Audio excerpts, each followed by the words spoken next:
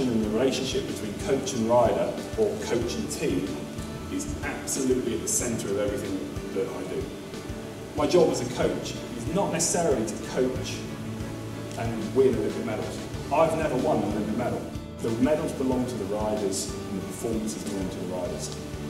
The coach's job, or how I see it, is my job is to get the best out of whichever athlete stands in front of me. And it doesn't matter in the kind of day-to-day whether or not that person's best is going to be good enough. You should have sorted that out by your selection into your squad. So the people that you're working with, you truly believe they have the raw materials to win the Olympic Games. My job is to help them get the best out of themselves. My job is to form relationships with these people, or these teams of people, or sometimes these groups of people that you then try to form into a team and get the best out of them. But for me, there's a very big difference coaching somebody and training somebody.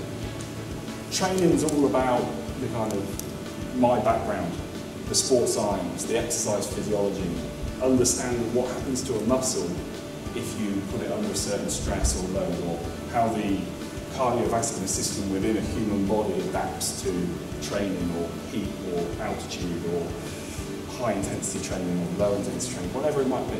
All of that is just technical knowledge that you can learn through experience or by reading degrees and reading books and reading coaching manuals and things like that. Because I feel in my bones the emotion attached to what it is that we're trying to do. We've sacrificed everything to stand here. And the fact that it might get taken away from you fills you full of dread and fear. Not because I'm then going to be thought to be a bad coach. That's irrelevant to me.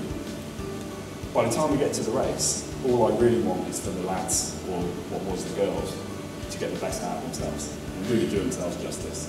And if that ends up with a silver, they're great. If it ends up with a gold, fantastic.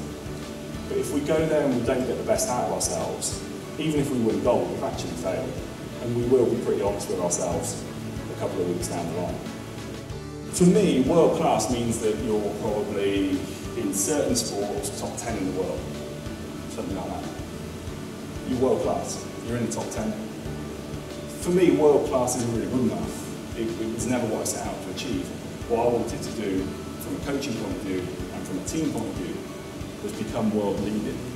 So that's, you take the kind of world class, and then you're just going to be a little bit better than that, actually. And you're going to be the first guys to start doing things.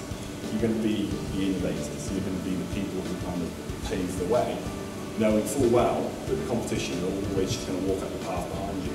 But by that stage, you're going to have moved on again.